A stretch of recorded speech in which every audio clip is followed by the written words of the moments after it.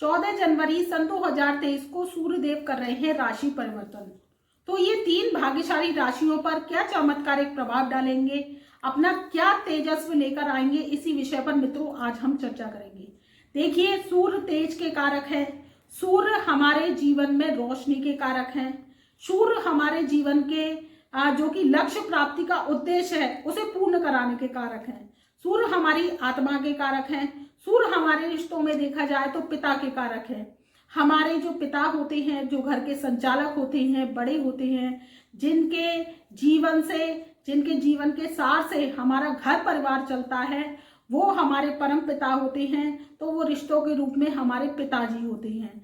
हमारे पिताजी अगर घर की मजबूत बुनियाद होती है और वो बुनियाद हमारे जीवन को आगे बढ़ाती हैं, हमें चलना सिखाती हैं, फिरना सिखाती हैं, हमारे जीवन के लक्ष्य को तय कराना सिखाती है, वो हमारे परम पिता होते हैं, वो हमारे होते हैं पिताजी। तो सूर्य का प्रभाव सबसे पहला घर में हमारे पिता के रूप में देखा जाता है। अपनी जन्म पत्रिका में देखें कि हमारा चाहे नीच का सूर्य है या कोई पापकत्री योग में सूर्य है या कोई हमारा सूर्य कहीं वीक है, अगर हम अपने सुबह सुबह पिताजी के चरण स्पर्श करके उनका आशीर्वाद लेते हैं और वो आशीर्वाद के रूप में हमें बहुत अच्छी बेस्ट ब्लेसिंग्स देते हैं, तो क्या होता है कि खराब से खराब सूर्य भी अच्छा फल देने लगता है। वही अगर हमारा पत्रिका में सूर्य अच्छा है और हम अपने पिताजी का अनादर करते हैं, उनका अपमान करते हैं, उनकी बात को नहीं रखते हैं, मानते नहीं हैं, तो क्या होता है कि आपकी पत्रिका में कितना भी अच्छा सूर्य हो, वो क्या करता है, नीच के प्रभाव देने लगता है।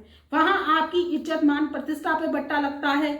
आपकी जो कि आपको सरकारी नौकरी मिलनी चाहिए या आपकी तरक्की होनी चाहिए, वो सारी चीजें ब्लॉक हो जाती हैं, क्योंकि जब हमने अपने पिता का सम्मान ही नहीं किया तो हम अपने जीवन में क्या उद्देश्य को पूर्ण कर पाएंगे। जब सबसे पहले तो हमारे माता पिता प्रथम गुरु होते हैं, हमारे जीवन में प्रथम सबसे बड़े ग्रह होते हैं। अगर हम उनका सुबह उठकर चरण स्पर्श करके आशीर्वाद लेते हैं और उनके जीवन से जो वाणी निकलती है सुबह उनके मुख से अगर वो फल जाती है, तो देखिए हमारे जीवन में कितना अच्छा चमत्कार आता है। तो वही 14 जनवरी सन 2023 से सूर्यदेव जब राशि परिवर्तन करेंगे तो 3 भाग्यशाली राशियों पर बहुत चमत्कारिक प्रभाव लेकर आएंगे। देखिए, सबसे पहली राशि होगी, जो भाग्यशाली राशि होगी, वो होगी धनु राशि। धनु राशि वालों के जो जीवन में संघर्ष की स्थिति चली आ रही थी, देखिए, जो कि सूर्यदेव आपके भाग्य स्थान के लॉर्ड हैं, भाग्य स्थान के लॉर्ड आपके 2nd हाउस में विराजमान होंगे। द्वितीय घर में सूर्य का आना आपके जीवन में उत्थान को लेकर आना है, क्योंकि मकर राशि में सूर्यदेव क्या करते हैं, ये 12 महीने बाद का चक्कर लगाते हैं। देखिए, हर महीने जब सूर्य राशि परिवर्तन करते हैं तो सूर्य संक्रांति होती है और इनका जो कार्यकाल होता है, ये कार्यकाल हर मंथली चाल से चलता है। वहीं पर सूर्यदेव अब 14 जनवरी को मकर राशि में प्रवेश करेंगे। तो सबसे पहले तो मकर राशि में जो सूर्य आते हैं तो क्या होता है, उत्तरायण हो जाते हैं, उनका मुख जो है पूर्व दिशा की तरफ हो जाता है। उससे पहले क्या होता है कि ये धनु में चल रहे थे तो क्या थे, दक्षिणायन हो गए थे, दक्षिण की तरफ इनका मुंह हो गया था। तो क्या होता है कि शुभ मांगलिक कार्य वर्जित होते हैं। वहीं क्या होता है कि मल्ल मास का आरंभ हो जाता है, तो कोई भी शुभ मांगलिक कार्य नहीं किए जाते हैं, उनमें किए गए कार्यों में अड़चने आती हैं, व्यवधान आते हैं, इसलिए इसको मल्ल मास के रूप में विष्णु भगवान भी शयन कर जाते हैं, तो इसमें मांगलिक कार्य नहीं किए जाते हैं। वहीं पर सूर्यदेव जब 14 जनवरी सन 2023 को राशि परिवर्तन करेंगे तो आपके 2nd हाउस में आएंगे, तो ये उत्तरायण हो जाएंगे। सूर्य हमारी आत्मा के कारक हैं, हमारे रक्त के कारक हैं, हमारे जो कि आपने देखा होगा सृष्टि में जो राजा होता है, जैसे राजा का जो दर्जा है वो सूर्य का है, ग्रहों में भी सूर्य को राजा का दर्जा प्राप्त है।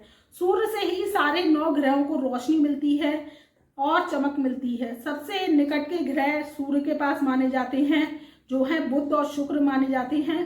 तभी आपने देखा होगा कि पत्रिका में आपने देखा होगा सूर्य बुध शुक्र की युति आती है, या सूर्य के साथ बुध आते हैं, या सूर्य के थोड़े ही डिग्री वाइज एक खाना छोड़ के शुक्र आ जाते हैं। तो इस तरीके से जो 9 ग्रहों को चमक मिली है वो सूर्यदेव के द्वारा ही मिली है। तो क्या है कि आपके सेकंड हाउस में धन भाव में आएंगे तो धन की समस्या का आपका समाधान करेंगे। सूर्य का राशि परिवर्तन आपके लिए बेहद शुभ होने वाला है। मकर राशि में 12 महीने बाद, 12 माह बाद जब सूर्य आ रहे हैं तो आपके धन की समस्या दूर होगी, कुटुंब में सौहार्द का वातावरण बनेगा और आपके जो कि मांगलिक शुभ मांगलिक कार्य नहीं हो रहे थे या आप विवाह करना चाह रहे थे, आपको लाइफ पार्टनर नहीं मिल रहा था, तो वो सारी समस्याएं आपकी दूर होने वाली है।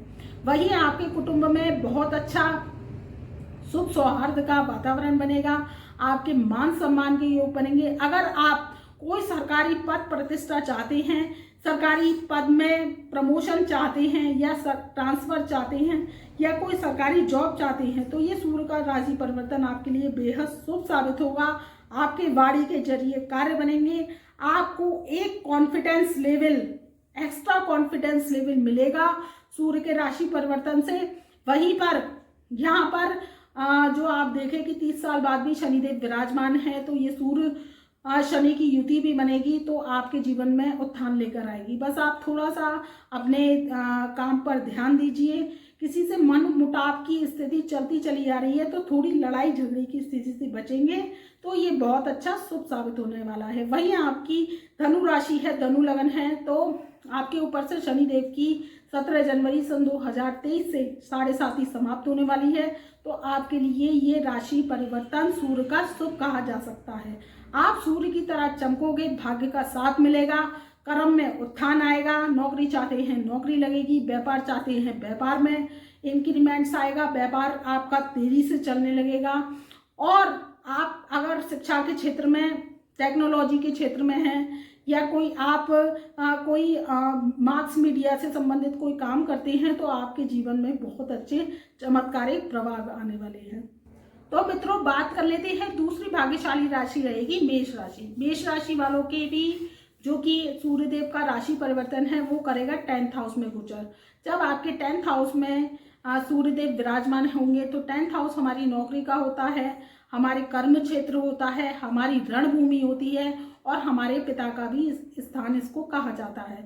तो मेष राशि वालों के जब सूर्यदेव आएंगे तो समसप्तक दृष्टि से 4th हाउस को देखेंगे तो आपके सुख साधनों में वृद्धि होगी। और अगर आप कोई भवन लेना चाहते हैं या कोई वाहन लेना चाहते हैं तो उसके लिए भी आपके लिए बहुत अच्छा समय है।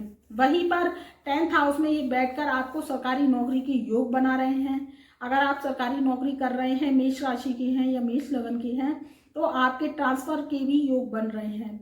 अगर ट्रांसफर चाहते हो तो ट्रांसफर हो जाएगा या कोई नौकरी में, सरकारी नौकरी में प्रमोशन चाहते हैं तो प्रमोशन के योग भी हैं।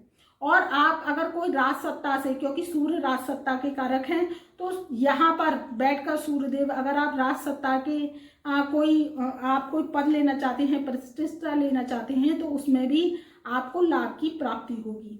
वही बात कर लेते हैं मित्रों तीसरी भाग्यशाली राशि जो कि रहेगी मीन राशि। मीन राशि वालों के 11th हाउस में सूर्यदेव का गोचर रहेगा 14 जनवरी सन 2023 से। तो सूर्यदेव यहाँ पर आपके 11th हाउस में क्या करेंगे कि बहुत ही अच्छा परिणाम देंगे।